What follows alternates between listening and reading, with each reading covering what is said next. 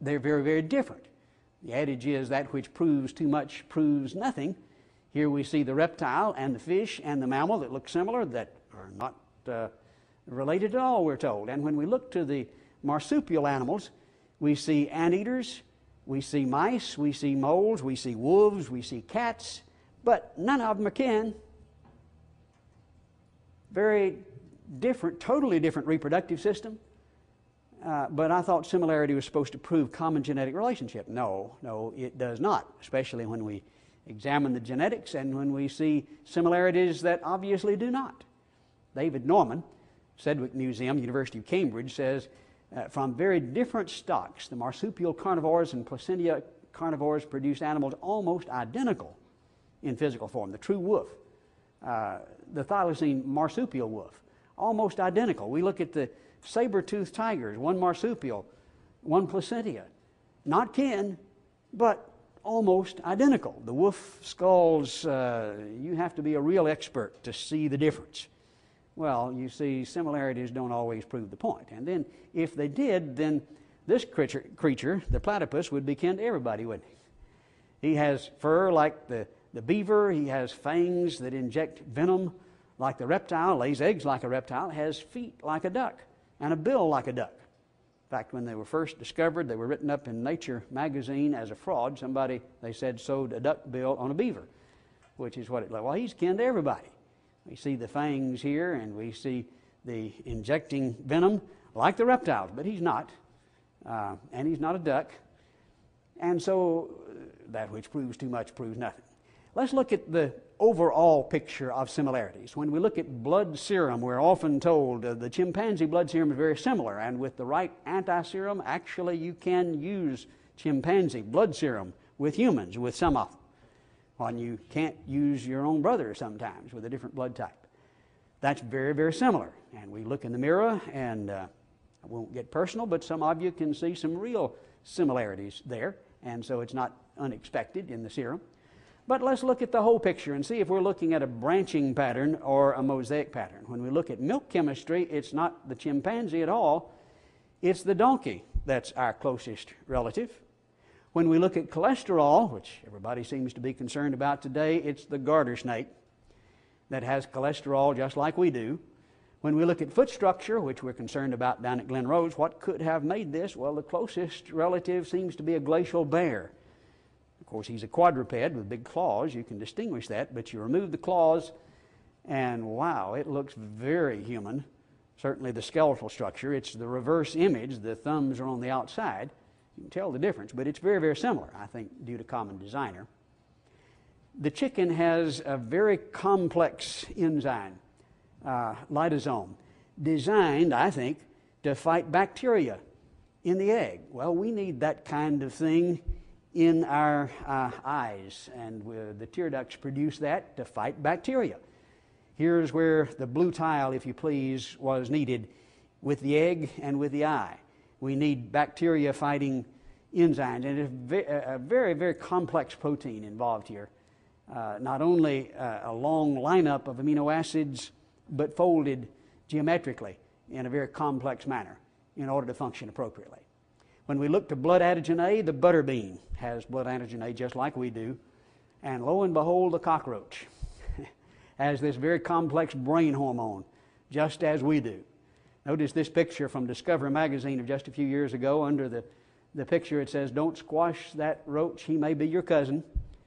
He says the cockroach and man, it seems, share a common brain hormone. Not similar, but a common brain hormone.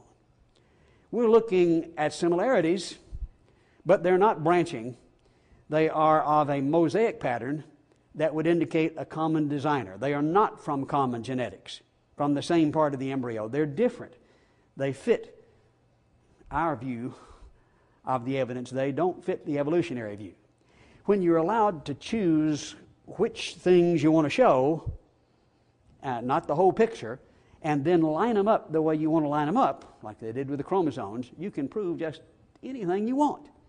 This cartoon was published back in Darwin's day, pointing out that some might try to begin with a pig. Some fellows are kind of pig-headed. And you change that pig there on the left-hand side upward just a little bit at a time. Gradually, you can get it up to look like a bull. and then continue to change that bull on down around to the right, and you come up with a man. And so obviously man evolved from pigs by means of the bull. Isn't that scientific? That's what happens when you see people selectively picking out the evidence and eliminating evidence that doesn't fit and arranging it the way they want to. And when you look at the fossil evidence, you see people selecting in their lineups what they want, eliminating the whole picture, which I want you to see, and then arranging them the way they want to depict their picture. But when you look at the whole evidence, all of the evidence from similarities, you see a distinct advantage with the creation model, as we will see throughout our examination of the evidence as we compare the two models.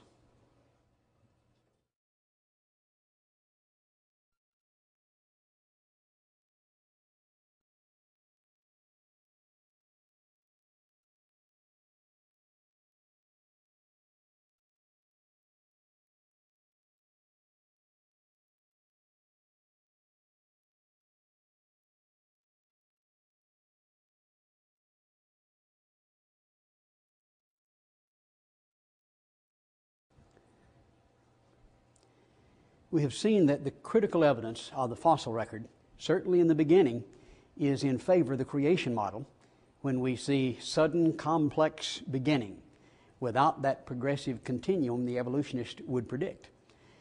When we look at the similarities, which are supposed to guide these family trees, we see the similarities actually are selected similarities, ignoring many similarities, and that they are arranged according to arbitrary assumptions and actually can best be explained not by common genetics, but by common designer.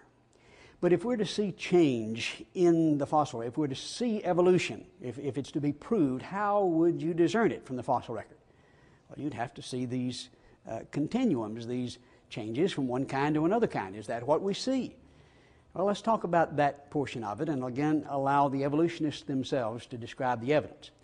Notice the statement by Stephen Gould, who says, every paleontologist knows, in other words, this is not just a few willing to admit it, they all know most species don't change. That's bothersome. It brings distress. Now, as we saw from Dawkins earlier, the fossil record was delightful to the creationist in his analysis, but now then, in terms of trying to find change, it's distressful and it's bothersome to the evolutionist because you don't see the change in the fossil record. He says they may get a little bigger or bumpier, they may remain, but they remain the same species, and that's not due to imperfections and gaps, but stasis. Darwin said the imperfection of the fossil record, the fact we haven't collected enough, is why you have the gaps. But he says that's not the case. Now then, we have collected billions and billions of these things. The principle that we see is stasis. It stays the same. It doesn't change. Now, stasis is just about the opposite, almost precisely the opposite of evolution. And that's the principle that dominates the fossil record, according to perhaps the best known and leading evolutionist, anti-creationist in the country today. He continues to say, yet this remarkable stasis has generally been ignored as no data. If they don't change, it's not evolution, so you don't talk about it. Now, this is not a creationist, though it may sound like it, but the leading anti-creationist, evolutionist in the country. He said, I regard the failure to find a clear vector of progress. Now, how would you prove evolution? Well, you'd have to show some progress in the fossil record. The failure to find a clear vector of progress in life history is the most puzzling fact of the fossil record. Now, on the one hand, for the creationist, we see that which is delightful. It delights us. On the other hand, it's bothersome, it's troubling, it's puzzling. What's the problem? He says we have sought to impose a pattern that we hope to find on a world that does not really display it. This puzzles him. He's had a failure in the kind of evidence that you really need to prove evolution, and it's just not there. And that's not me saying that. That's the leading authority in the field saying that. Notice the statement from Natural History again. He says, we can tell tales of improvement for some groups, but in honest moments we must admit that the history of complex life is more a story of multifarious variation about a set of basic designs than a saga of accumulating excellence. Now, here we caught him with that word design again, which he doesn't believe in.